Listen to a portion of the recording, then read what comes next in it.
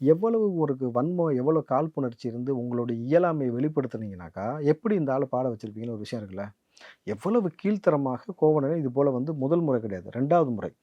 முதல் முறை ஒரு முறை பேசிட்டு 2வது முறை தனிப்பட்ட வாழ்க்கை குறித்து அவர் பேசுறாரு. இந்த பக்கம் பார்த்தீங்கன்னாக்கா, எம்.ஆர்.கே. பன்னீர்செல்வமா?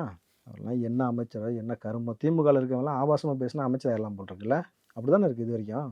அந்த நாய தூக்கி வெளிய போடு, எஸ்சி, ஓசி, மலமல்லும் சமூகம், கோமுத்ரா, நாய்கறி இப்படிதானே பேசிட்டு இருக்காங்க. இதில வந்து இப்ப என்னது பட்டன், நாமன்னு ஒரு ஆள் பேசி இப்ப அமைச்சர் பதவி போச்சு இல்லையா?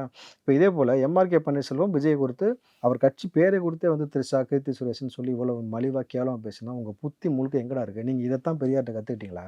இதத்தான் கலைஞர்ட்ட கத்துக்கிட்டீங்களா? பகுத்தறிவுன்றது இதுதானா? நீங்க தான் சமூக நீதி, பெண்ணியத்த பத்தி பேசக்கூடிய விளக்குனீங்க இல்லையா?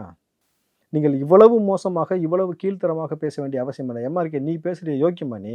நீ ஏன் அதிகமாக சொத்து குவிப்பு வழக்குல இன்னைக்கு நீதிமன்றம் வந்து உனக்கு குடுத்த தீர்ப்பு செல்லாதுன்னு சொல்லிட்டு, குடும்பத்தோட உன்ன தூக்கி உள்ள வைக்கிறதுக்கான அடுத்த ஆணை பிறப்பிச்சிருக்காங்க. 6 மாசத்துக்குள்ள வழக்க முடிக்கணும்னு இருக்காங்க.